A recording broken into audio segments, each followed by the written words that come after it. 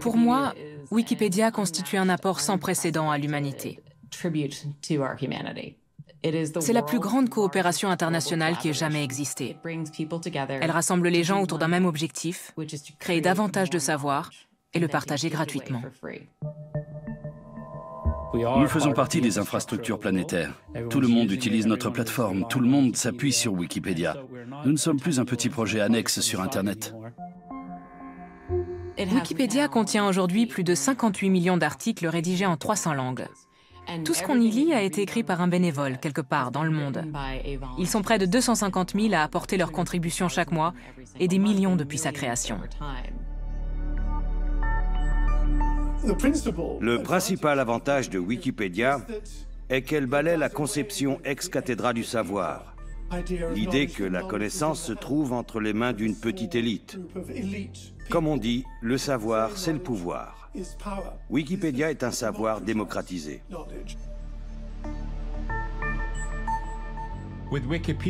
Avec Wikipédia, chacun de nous est devenu une autorité et a pu publier quelque chose sur Internet sans devoir apporter la preuve de sa compétence. Mais voilà, les conséquences de cette démocratisation ont été bien plus complexes et problématiques qu'on ne pouvait l'imaginer.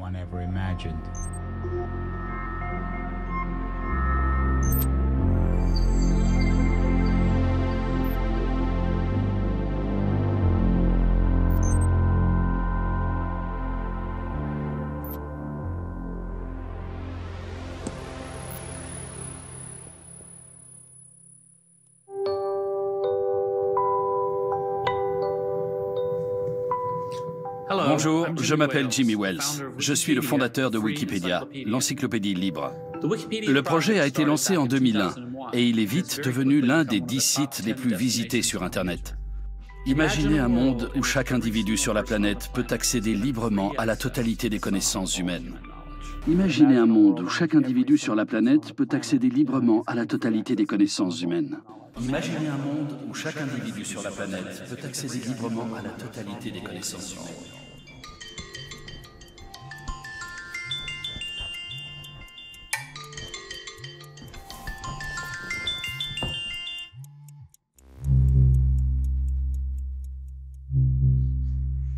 Bonjour. D'après les statistiques, vous allez consulter 88 fois votre smartphone aujourd'hui. Et combien de fois irez-vous sur Wikipédia? Wikipédia en français attire près de 4 millions de visiteurs uniques par jour. Si vous n'y êtes jamais allé, vos enfants l'ont sûrement fait. Leurs professeurs aussi. Plus de la moitié des enseignants admettent avoir régulièrement recours à l'encyclopédie en ligne. Les articles qui enregistrent le plus grand nombre de clics sont ceux sur les États-Unis, Donald Trump et Barack Obama. Le titre de l'article le plus long est le suivant. Bon courage dans votre recherche. La plus grande version de Wikipédia est l'anglophone, avec 6,2 millions d'articles, suivie par Qui l'eût cru, celle en cebuano, une langue des Philippines, avec 5,3 millions d'articles. Nous y reviendrons plus tard. L'encyclopédie numérique a désormais imprégné tous les domaines de la vie quotidienne. Mais qui sollicitons-nous au juste quand nous interrogeons Wikipédia? Au début, je n'imaginais pas qu'on avait la possibilité de contribuer à la plateforme. Je pensais qu'on pouvait juste y lire des articles. Je ne savais pas qu'on était les auteurs de l'encyclopédie. À l'université de Barcelone, j'ai vu des gens qui étaient en train de parler de Wikipédia et aussi de modifier des articles là-dedans. Je me suis dit, waouh, ça c'est fait et tout, je ne connaissais rien. J'enseigne à l'université depuis de nombreuses années et ça me fait toujours plaisir de voir les yeux de mes étudiants s'illuminer. Wikipédia m'a permis d'avoir une plus grande portée. En 2012, le programme d'éducation de Wikipédia a été lancé en Égypte. Et voilà, c'est la meilleure expérience de ma vie. J'ai publié mes premiers articles dans Wikipédia en 2003 sur les éléphants fossiles. J'ai toujours aimé écrire. S'installer le soir devant son ordinateur et taper un texte, c'est quand même plus intéressant que de regarder la télé. Même si on travaille dans différentes langues, on poursuit tous le même objectif. Rassembler le savoir du monde sur une plateforme accessible à tous. Il y a un sens de la communauté très développé. Et c'est à mes yeux l'aspect le plus gratifiant de mon travail pour Wikipédia.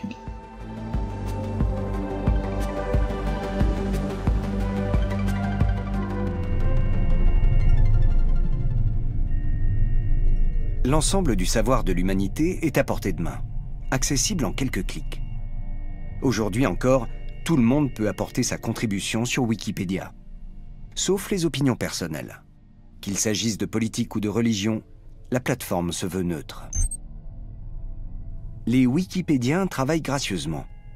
Les dons sont versés à la Wikimedia Foundation, qui assure le fonctionnement du site sans toucher au contenu. Wikipédia se présente comme une encyclopédie libre, neutre et démocratique. Ce projet universel est-il une utopie devenue réalité? Il y a 2 ou 3 ans, j'aurais répondu « oui, et j'en suis fier ». Mais ce n'est plus le cas aujourd'hui. Ça me donne plutôt mal à la tête. C'est triste. Je me qualifie moi-même d'ex-fondateur. Avant, j'étais cofondateur. Maintenant, je suis ex-fondateur. Je ne veux plus en entendre parler.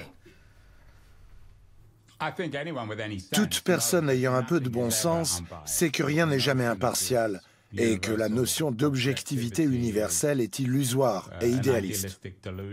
Cette idée renvoie sans doute au rêve que les hommes développent une sagesse historique qui dépasse les intérêts personnels ou les préjugés. Mais je ne pense pas que ça corresponde à la réalité.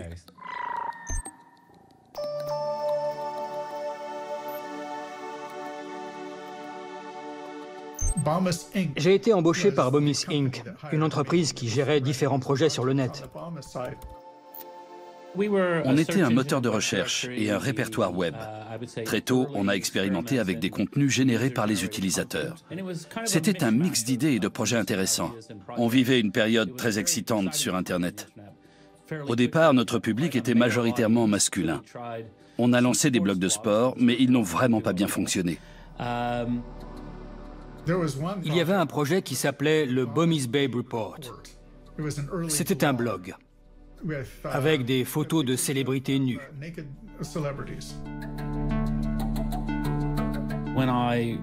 Ma première tentative de créer une encyclopédie accessible à tous était un projet du nom de Nupedia.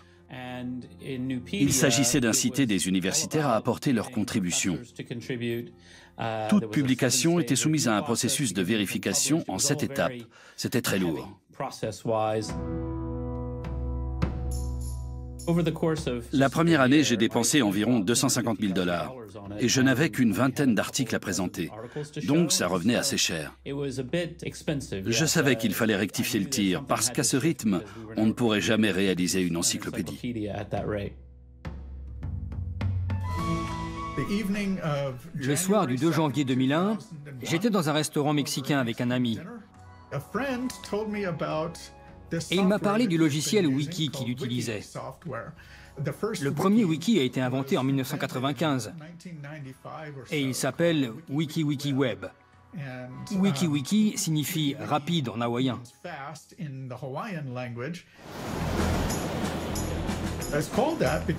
Il porte ce nom parce que chaque internaute peut apporter des changements sur n'importe quelle page. Et dès qu'il clique sur Enregistrer, le texte modifié est en ligne. Le soir même, j'ai écrit un mail à Jimmy Wales pour lui demander de faire un test parce que le logiciel était gratuit. C'est ce qu'il a fait. Et du jour au lendemain, les gens ont utilisé Wikipédia et se sont complètement détournés de Nupedia.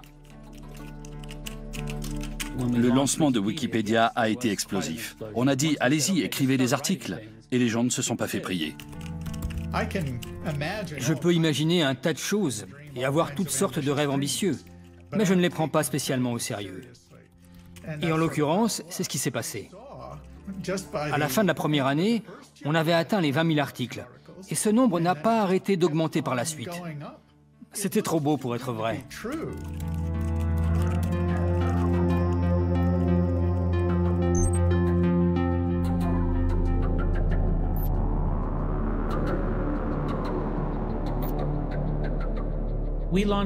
On a démarré en janvier 2001 et le 11 septembre, il y a eu les attentats terroristes. C'était bien sûr un événement de portée mondiale. Ce jour-là, la communauté s'est rassemblée sur Wikipédia pour écrire sur le World Trade Center et ses architectes, sur les compagnies aériennes et les différents groupes terroristes qui avaient pu participer ou pas aux attaques. Les gens ont essayé de collecter des données.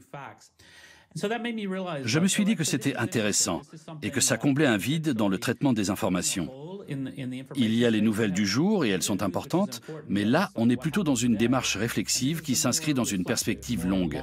Que signifie tel événement? Comment l'expliquer historiquement? Comment s'intègre-t-il dans le monde?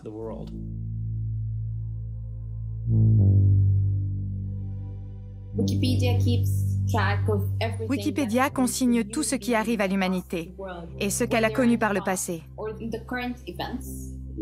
Prenons la Covid-19. La plateforme couvre tout ce qui se passe autour de nous, aux 4 coins du monde, à tous les niveaux et dans une multitude de langues.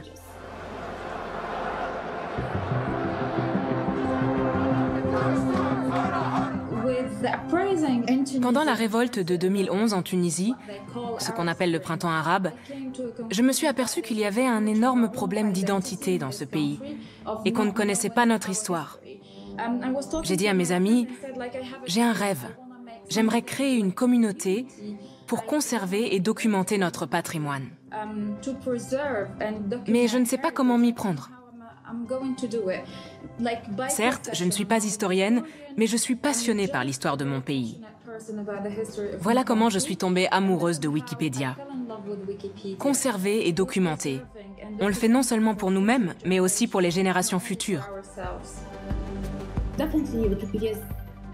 Wikipédia écrit l'histoire. Nous sommes les nouveaux historiens du monde.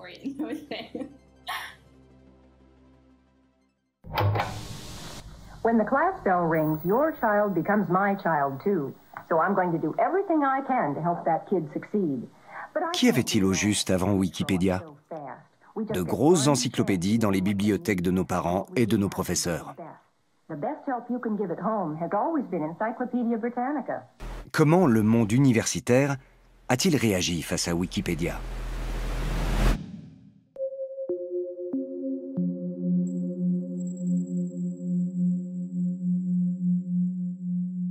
On a continué à se développer pendant un certain temps, mais on a fini par attirer l'attention et les réactions n'ont pas toutes été positives. Je me rappelle qu'un ancien rédacteur en chef de Britannica a comparé Wikipédia à des toilettes publiques.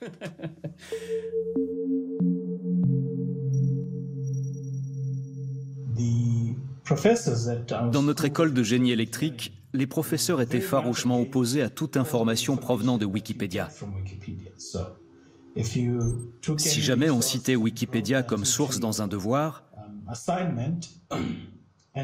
on avait automatiquement droit à un 0 et on était recalé.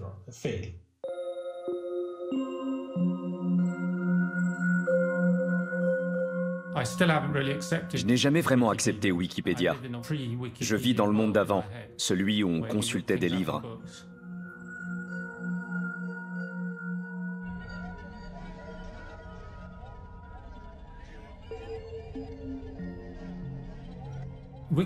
Wikipédia, c'est le Big Mac de l'information. C'est attrayant, et toutes les pages se ressemblent plus ou moins. On sait ce qu'on va y trouver. C'est pareil que chez McDonald's. On sait pourquoi on y va. Et pourtant, ce n'est pas bon pour la santé, parce que les produits sont de mauvaise qualité. Comme la malbouffe, il y a la malinformation. Internet a toujours l'air convaincant. Wikipédia ne fait pas exception à la règle. Ça s'inscrit dans une tendance générale où tout devient plus superficiel. Un certain nombre d'anarchistes d'extrême gauche étaient emballés par l'idée qu'une communauté en ligne puisse développer un projet génial sans aucune autorité centralisée. Ils étaient persuadés que mon rôle et celui de nombreux autres universitaires constituait un problème. Du coup, j'ai parlé à Jimmy Wales en tête-à-tête. Je lui ai dit, j'aimerais que les universitaires participent à Wikipédia en ayant le sentiment d'être utiles. Et puis, tu dois faire quelque chose contre les trolls qui sévissent sur le site.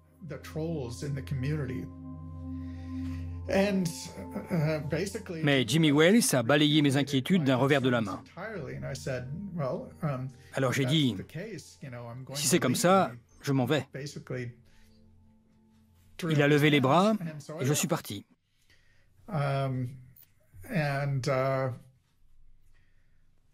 Et je ne le regrette pas du tout.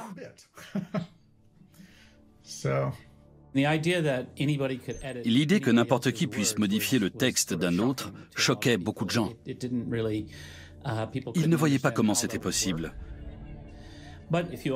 Mettons que vous vouliez ouvrir un restaurant et servir du steak. Si vous servez du steak, vous devez donner des couteaux aux clients. Et s'ils ont des couteaux, ils peuvent s'en servir pour s'entretuer.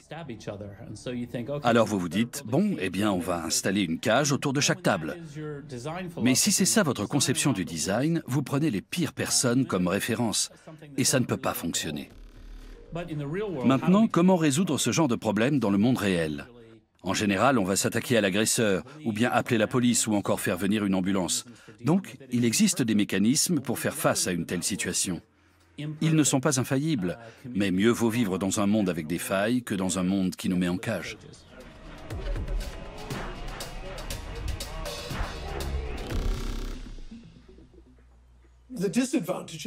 Les inconvénients liés aux anciennes encyclopédies nous paraissent évidents aujourd'hui. La plus grande encyclopédie qui ait jamais été réalisée venait de Chine et se présentait comme une compilation de toutes les connaissances de l'humanité.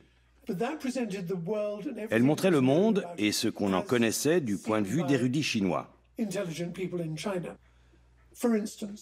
Que pensait-il des Blancs, par exemple? Eh bien, nous étions tous roux et nous sentions le lait fermenté ou le chien mouillé. Voilà comment les Chinois voyaient les Occidentaux.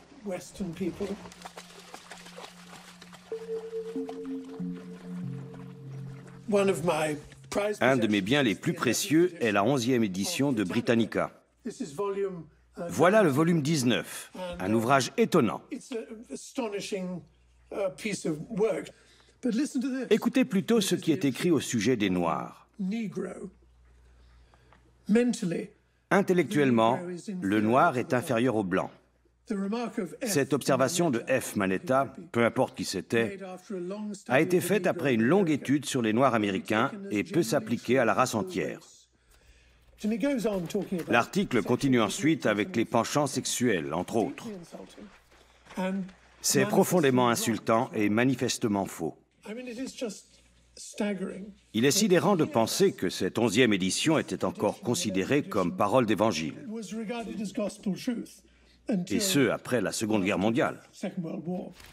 Les encyclopédies peuvent être très différentes selon les personnes qui les compilent.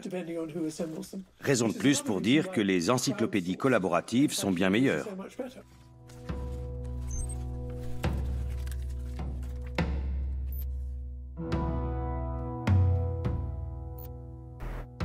Ce graphique montre la croissance de Wikipédia.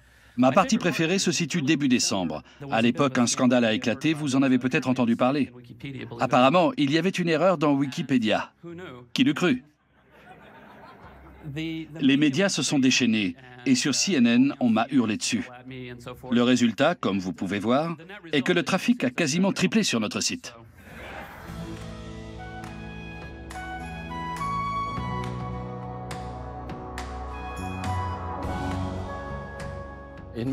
À la mi-septembre, un vieil ami m'a appelé. Google-toi et clique sur le lien de Wikipédia. Tu vas y trouver quelque chose d'ahurissant. John Siegenthaler était un célèbre journaliste qui avait travaillé à USA Today. C'était un très bon ami des Kennedy et il avait même porté le cercueil à un de leurs enterrements. Un court article lui était consacré sur Wikipédia. Quelqu'un a parié avec son ami que Siegenthaler avait été suspect dans l'assassinat de Kennedy. L'ami a dit non, c'est faux. Et le type de répondre si, regarde, c'est dans Wikipédia. Sauf que c'était lui qui l'avait écrit. Citation. John Siegenthaler était soupçonné d'être directement impliqué dans l'assassinat de John Kennedy et de son frère Bobby. Rien n'a jamais été prouvé. Et juste en dessous, il est écrit Wikipédia. C'était profondément offensant pour lui. Il s'est donc fendu d'un éditorial cinglant contre Wikipédia. Et ça nous a valu beaucoup de mauvaise presse. Si je pouvais voir Jimmy Wales aujourd'hui, et je me suis retrouvé plusieurs fois avec lui sur un plateau de télévision la semaine dernière, je lui demanderais de nouveau, faites quelque chose pour corriger votre système de A à Z, parce qu'il est vulnérable, vicié et peu crédible. Et ça pose problème lorsque des journalistes, des historiens ou des écoliers vont sur votre site pour se documenter en vitesse, parce qu'en général, ce qui est écrit n'est que pure fiction.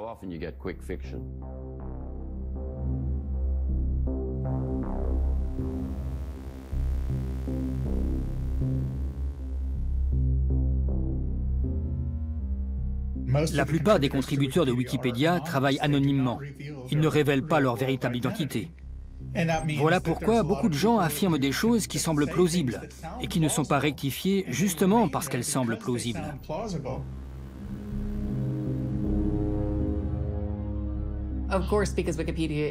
Bien sûr, comme Wikipédia est très populaire et consultée par un grand nombre d'internautes dans le monde, elle est la cible privilégiée de personnes qui veulent manipuler les informations,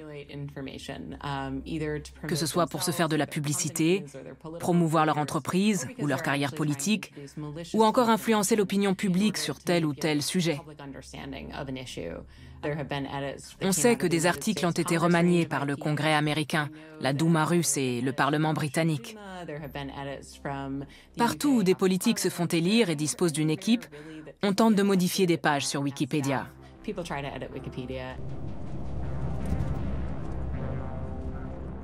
Wikipédia a une portée extrêmement importante. Ce qu'on y lit est pertinent et donne l'impression d'être valable. Mais il ne faut jamais le prendre pour argent comptant. On devrait toujours se demander d'où viennent les informations et si elles sont justes.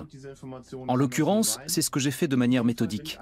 J'ai observé à la loupe les articles sur plusieurs grands groupes cotés en bourse. J'ai vérifié l'historique, j'ai examiné les modifications qui me paraissaient suspectes et j'ai cherché par qui elles avaient été effectuées. J'ai découvert par exemple que l'article consacré au groupe Daimler avait été modifié à partir d'une adresse IP appartenant à ce dernier. Le fait que l'entreprise avait utilisé des déportés comme main-d'œuvre pendant la guerre avait été supprimé. La partie ayant trait aux activités de lobbying de Daimler avait aussi été remaniée. Le service de presse du groupe m'a informé que ces modifications n'avaient pas été apportées à sa demande et qu'elles étaient visiblement le fait d'un salarié qui avait agi de sa propre initiative. Pourquoi peut-on être anonyme sur Wikipédia? Ce n'est pas indispensable. La plupart des contributeurs sont prêts à révéler leur identité, à envoyer une photocopie de leur passeport ou à faire tout ce qui est nécessaire. Mais la politique de Wikipédia est de permettre à chacun de se cacher derrière l'anonymat.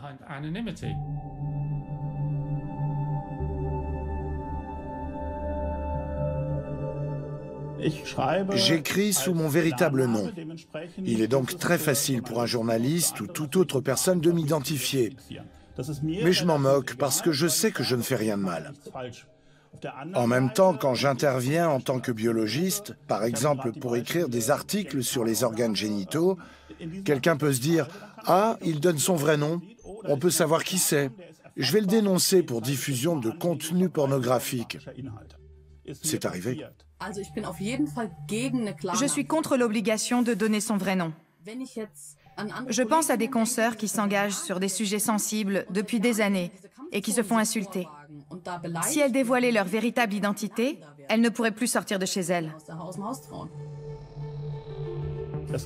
Il y a des gens qui écrivent sur des organisations et des groupes de musique d'extrême droite, sur des hommes politiques qui nagent en eau trouble ou sur des criminels.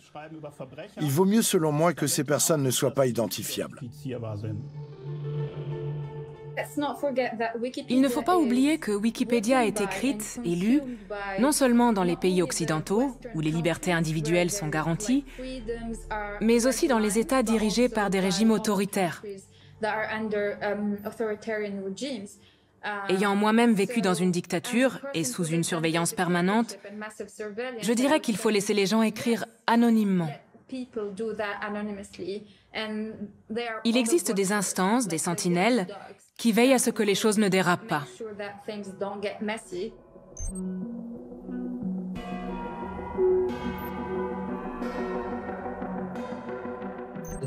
Au début, disons de 2001 à 2004, Wikipédia était comme un village.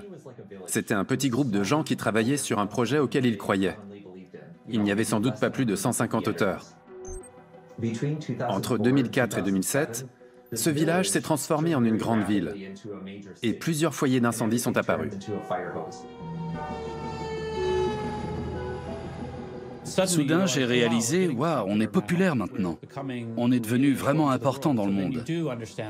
J'ai pris conscience qu'on avait une lourde responsabilité et qu'on devait tâcher de bien faire les choses.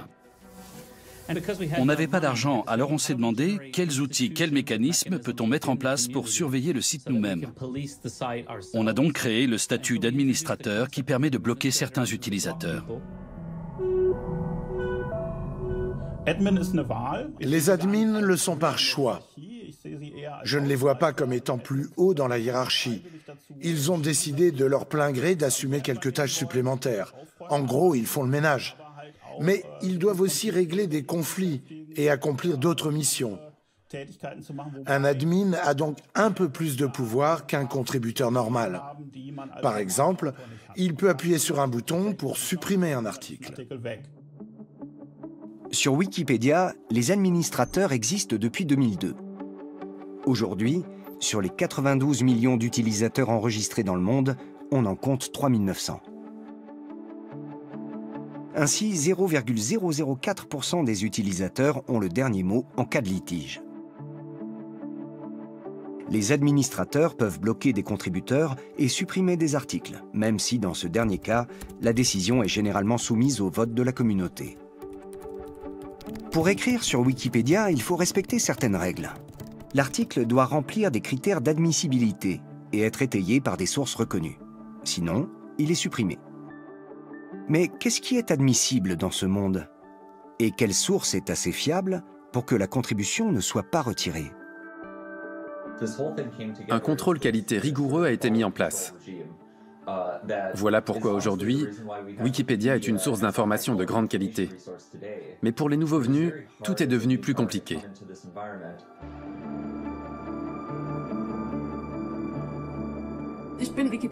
Je suis utilisatrice de Wikipédia et autrice de science-fiction. En m'intéressant aux œuvres de mes consoeurs, je me suis dit, j'aimerais bien qu'il y ait une liste pour savoir ce qui s'écrit en Allemagne, ce qu'on peut lire. Mais j'ai constaté qu'une telle liste n'existait pas. Alors j'ai pensé, bon, eh bien, on va la faire nous-mêmes. Et c'est là que les ennuis ont commencé. Une liste d'autrices de science-fiction? Elle a été créée le mois dernier sur Wikipédia, avant d'être supprimée, puis de nouveau mise en ligne après un torrent de critiques. Elle a été supprimée parce que c'est une liste superflue qui génère des redondances, que son contenu est flou et son concept douteux. Le plus dur, c'est d'avoir été attaqué aussi violemment. La liste a d'abord été supprimée, puis remise en ligne. Ensuite, il y a eu une discussion, suivie d'une autre discussion, et finalement, elle a pu être maintenue. Wikipédia n'est vraiment pas le bon site pour les listes superflues et douteuses. On n'y trouve que des listes très importantes et très sérieuses, comme celle des distances de tir les plus éloignées lors de l'exécution de personnes par des tireurs d'élite. Ou bien celle-ci, liste des navires portant le nom d'Amazon. Non mais franchement, où est-ce qu'on va pouvoir encore caser une liste d'autrices de science-fiction? J'étais vraiment furieuse. J'ai trouvé que certains, pas tout le monde, ne manquaient pas d'air de nous traiter avec une telle arrogance. Ils s'arrogeaient le droit d'être les véritables Wikipédiens et de savoir comment s'y prendre. Tout le monde peut écrire des articles et grimper les échelons de la hiérarchie, ou du moins tous les mâles blancs certifiés agriculture bio-allemande. Parce que la répartition des sexes chez les contributeurs de la Wikipédia allemande est la suivante, 10% de femmes. Le plus triste, c'est que Wikipédia reflète un terrible cliché. Celui de l'homme blanc qui passe beaucoup de temps sur Internet et qui n'a parfois aucun savoir-vivre.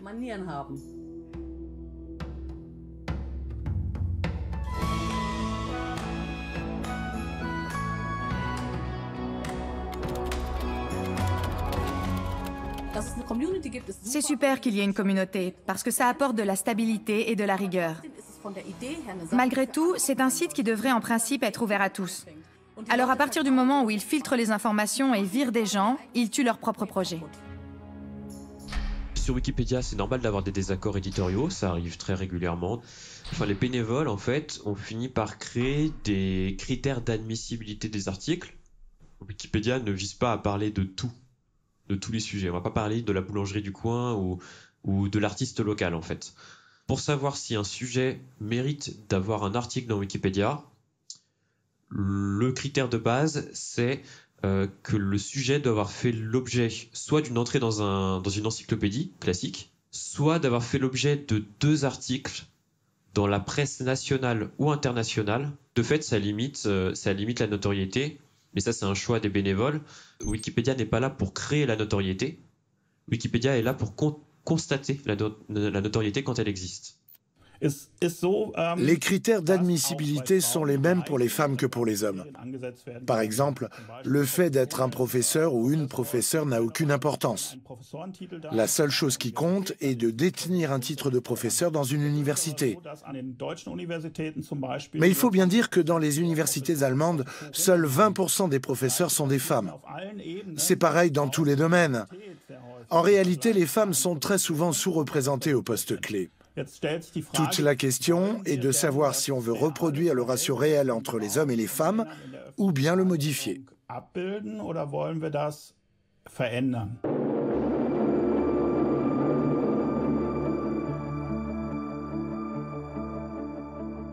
On rencontre le même problème dans Wikipédia que dans le monde réel. Il n'y a que le point de vue masculin qui compte. La perspective féminine est totalement occultée. Mais apparemment, personne n'en a conscience. Quand une autrice est moins publiée, qu'elle se vend moins, qu'elle reçoit donc moins de prix et qu'elle est moins lue, elle n'est pas admissible sur Wikipédia. Et comme elle ne figure pas sur l'encyclopédie en ligne, l'écolier qui prépare un exposé ou la personne qui prépare une conférence se dit « Ah non, elle n'est pas assez importante, je ne vais pas la lire. Je vais plutôt choisir un auteur qui a déjà une entrée dans Wikipédia. » La question de la notoriété pose donc problème puisque c'est Wikipédia qui l'a créée. C'est un cercle qui est terrible, sortir de là. Si une grande majorité des articles est sur des semblants, c'est parce qu'ils s'écrivent sur eux-mêmes. Hein? Mais chaque projet qui naît, qui veut changer ça, on dit, voilà, vous faites de l'activisme, c'est politique, voilà. Mais il ne faut pas se tromper. Le fait de laisser toute sa marge, qu'à la connaissance, la présence, la visibilité, hein? Des sommes blondes, de la connaissance européenne, des théories eurocentrées. C'est pas politique que ça?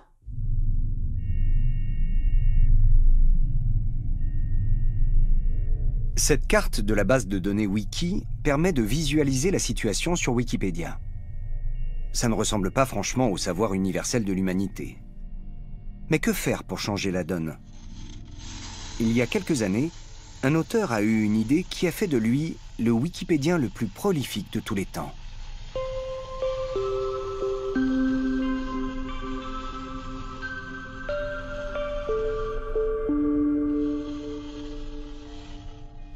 Les robots ou bots pourraient remédier au manque de diversité sur Wikipédia. Un bot est un logiciel indépendant qui accède de lui-même à Internet.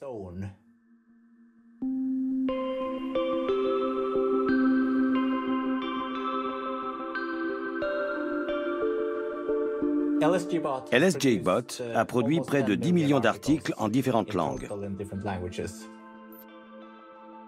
La Wikipédia en cebuano a pratiquement rattrapé l'édition anglaise.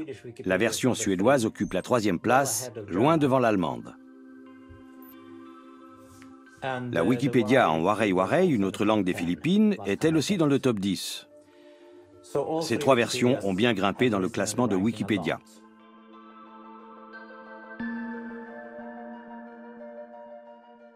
Le cebuano est la langue maternelle de ma femme. Même s'il est parlé par un grand nombre de personnes, il ne dispose pas de sources d'informations de qualité. Voilà pourquoi j'ai voulu apporter mon aide.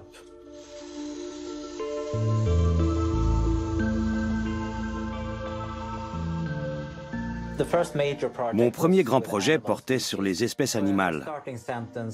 J'écrivais une première phrase qui disait que X était une espèce de la race Y. Puis le robot collectait des informations à partir d'une base de données et comblait les vides.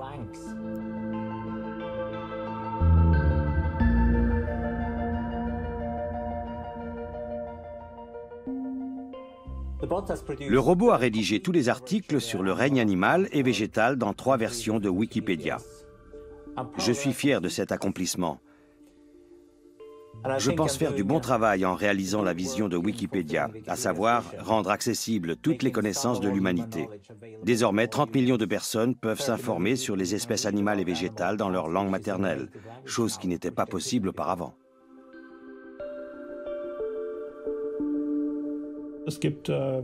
Il existe des Wikipédias en différentes langues. La version suédoise fait partie de celles qui ont été inondées d'articles générés automatiquement sur les espèces animales et végétales. Là, on touche directement à mon domaine. Il y avait juste 1 ou 2 phrases et en dessous tous les liens vers les bases de données, parce qu'il fallait citer les sources. Des millions d'articles ont ainsi été créés par des robots, ce qui, à mon sens, n'est pas soutenable et ne peut aider qui que ce soit.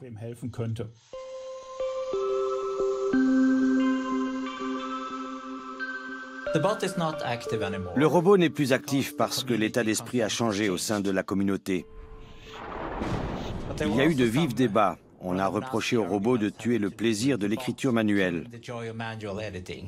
Sur Wikipédia, on est tenu d'être courtois les uns envers les autres. Et en général, les gens le sont. Mais dès qu'ils discutaient du bot, ils perdaient leur retenue et le traitaient comme une machine. Ce qu'il est, bien sûr.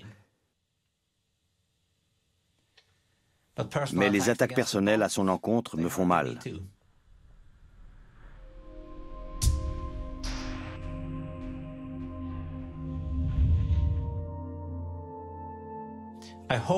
J'espérais que le robot stimulerait la communauté et l'amènerait à atteindre une masse critique. Mais ce n'est pas ce qui s'est passé. Les articles non générés par un bot restent une part infime en ces boineaux.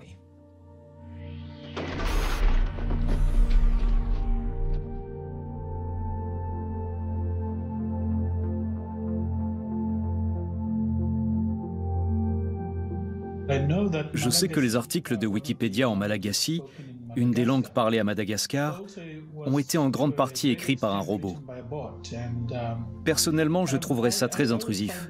Ça ne me plairait pas du tout.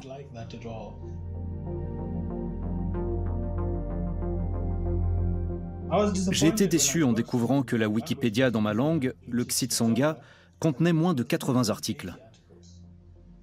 Et ils sont tous très mal écrits. Ça m'a contrarié. Je me suis dit, attends, ce n'est pas possible. Pourquoi personne ne représente cette langue?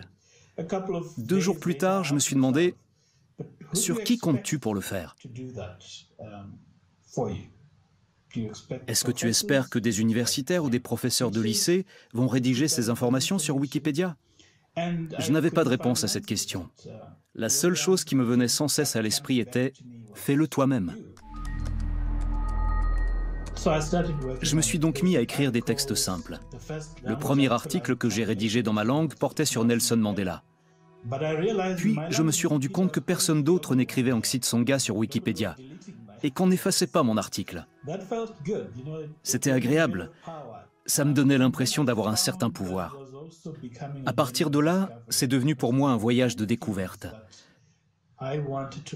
Parce que je voulais apprendre un tas de choses sur ma culture, mon peuple, la langue que nous parlons, nos racines et nos origines. Avons-nous des héros dont nous pouvons être fiers? Comment interprétons-nous la vie?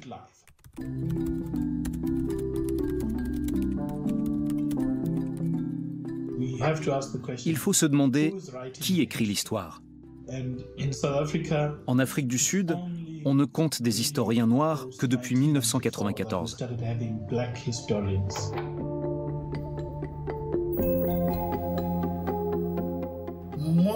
La plupart des ouvrages sur notre histoire n'ont pas été écrits par nous-mêmes.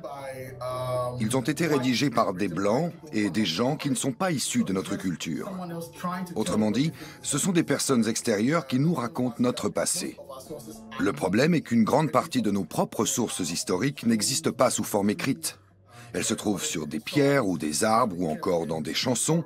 Elles sont transmises oralement. Il s'agit de sources qui ne sont pas acceptables au sens académique du terme.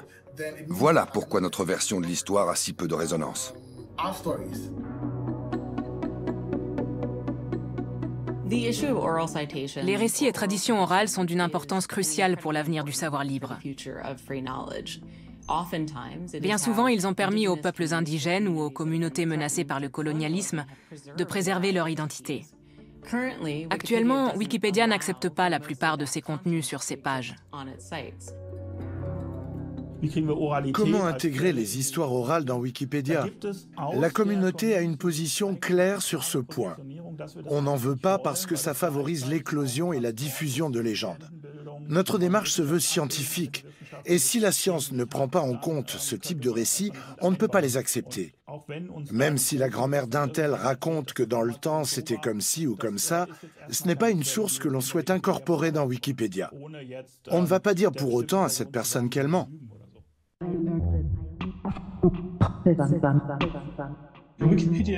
Wikipédia se base sur la notion occidentale de vérifiabilité. Si c'est écrit, c'est que ça a dû arriver.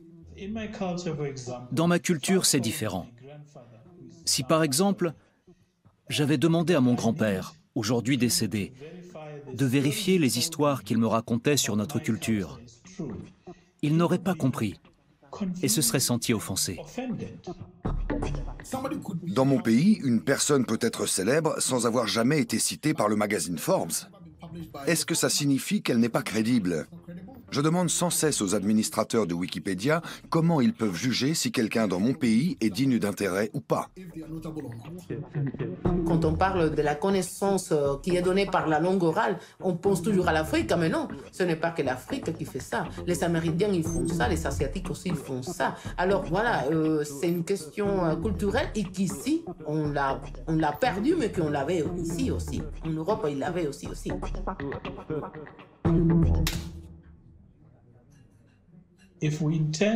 Si notre but est d'être le support de l'ensemble des connaissances humaines, il faudra bien accepter qu'une grande partie de ce savoir n'a pas été mis par écrit.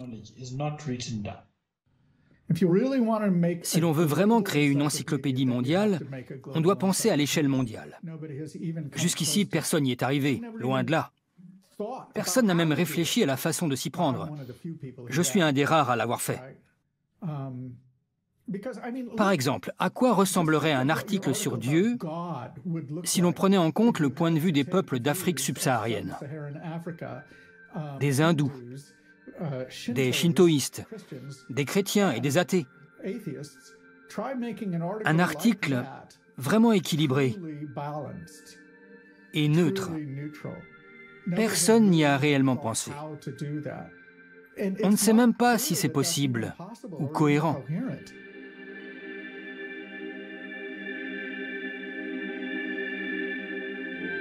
Sur la Wikipédia, l'usage des mots et les sujets sur lesquels on écrit ont un caractère politique et ont une incidence sur la vie qu'on vit tous les jours. Les gens qui disent qu'ils ne sont pas politiques, ils le sont aussi, parce qu'ils veulent rester dans le status quo de la méconnaissance et l'invisibilité des autres connaissances du monde. Et ça, c'est de la politique. Dans la Wikipédia, il y a 80% des biographies des hommes blancs et l'autre 20%, c'est femmes, des gens d'autres régions, d'autres cultures, voilà. Et la Wikipédia va très bien. Ah ouais, elle montre toutes les connaissances du monde, voilà. C'est quoi ça?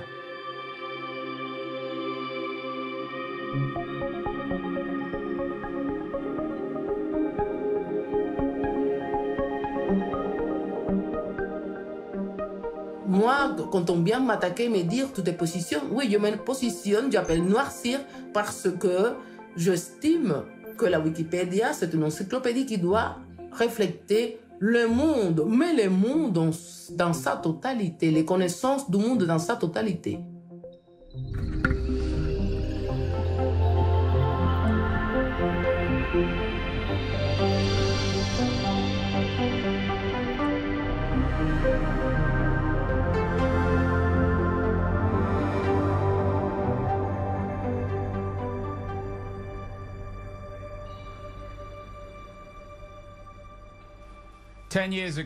Il y a 10 ans, Wikipédia était un site et un concept extrêmement controversé. Aujourd'hui, elle paraît relativement conservatrice par rapport à d'autres projets qui ont vu le jour depuis. Elle ne choque plus du tout. Elle ne heurte même plus les traditionalistes comme moi. Pour être de nouveau pertinente, Wikipédia doit être plus percutante et dérangeante.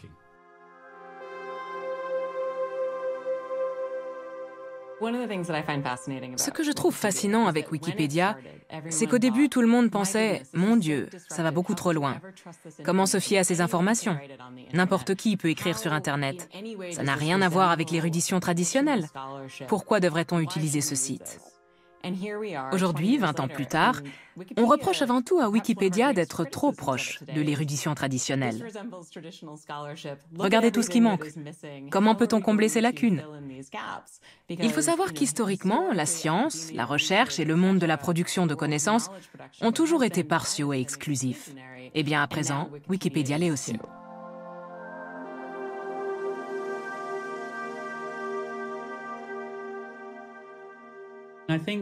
Je pense que certaines de nos idées demeurent incroyablement radicales. Par exemple, l'idée que des gens ordinaires puissent contribuer à la création du savoir est toujours révolutionnaire dans de nombreuses régions du monde. Ou l'idée que nous devrions tous œuvrer à une convergence de vues. Même si nous ne sommes pas toujours d'accord, nous devrions avoir une base commune pour discuter de nos différends. À l'heure des fake news et des faits alternatifs, ça paraît assez radical. Idem pour notre modèle économique sans publicité et notre approche de la vie privée. Non seulement nous ne vendons pas de données, mais nous ne collectons même pas la plupart des données. Nous sommes très radicaux sur toutes ces questions, et nous l'avons toujours été. Au moins là-dessus, on n'a pas changé.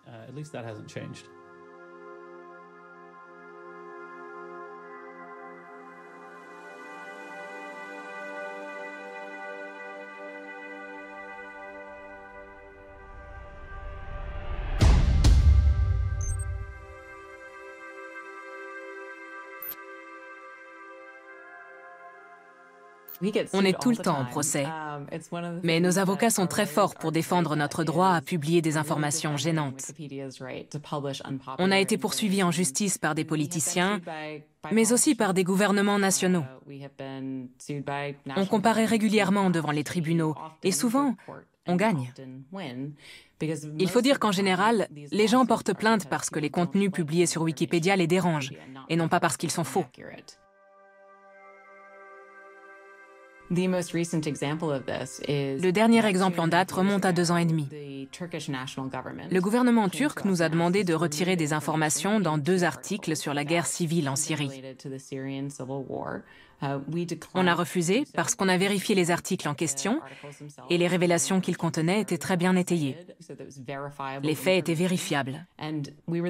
On a été bloqués en Turquie et on a passé 2 ans et demi à se battre en justice. Début 2020, la Cour suprême de Turquie nous a enfin donné raison. Elle a établi que ce blocage était anticonstitutionnel.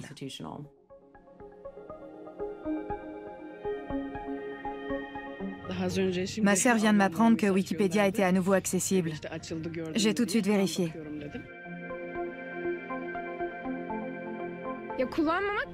Ne pas avoir accès à Wikipédia était problématique car je ne trouvais pas d'informations aussi pertinentes sur les autres sites. À titre personnel, je me réjouis que l'interdiction soit levée.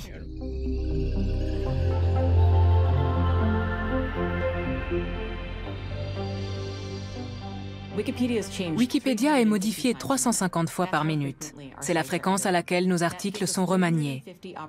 Ça nous donne 350 occasions de changer notre façon de voir le monde. Wikipédia est subjective, à l'image de notre société. Il est temps de reconnaître ce problème et d'y remédier. On espère que les choses vont changer. Qu'il va y avoir assez de militants pour dire que ça ne peut plus continuer comme ça. Les gens commencent à être sensibles à cette thématique.